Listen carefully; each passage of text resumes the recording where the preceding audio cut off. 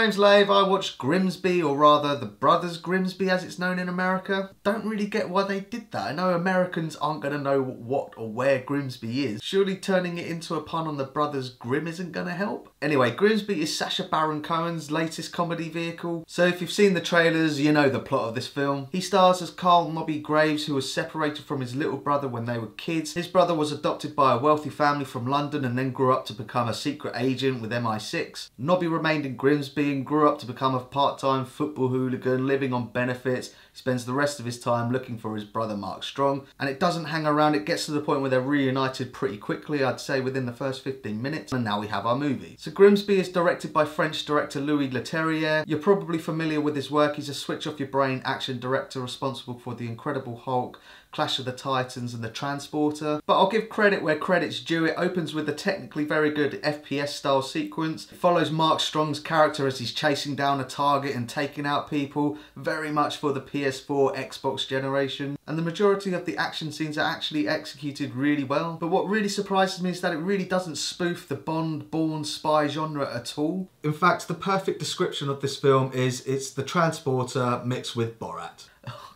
God. Yeah, it's a Leterrier film mixed in with Sacha Baron Cohen jokes. Mind-blowing analysis, I know. It really does feel like Leterrier was hired just to do the action sequences, and then Sacha Baron Cohen and the other writers took care of the comedy. So is the film funny? Now, I'd be telling a lie if I said that I didn't laugh a couple of times in it. A lot of it was kind of wincing laughing or cringe. I was like, oh God, I can't believe did that. And there's literally a scene that I can't tell you about, not for spoilers, but I literally can't tell you about it. God, all I can say is that it involves an elephant, or lots of elephants.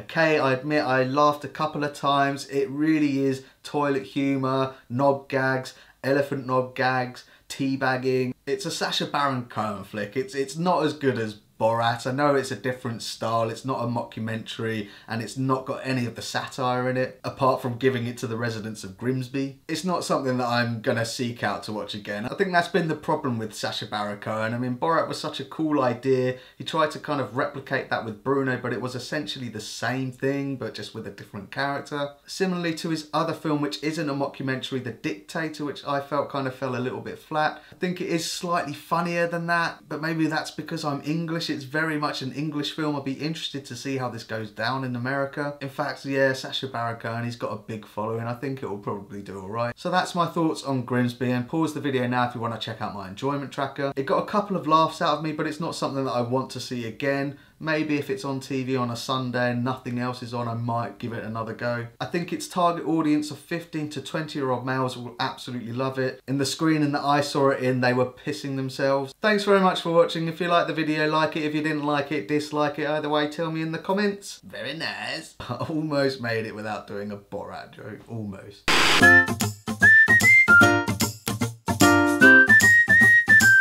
Subscribe.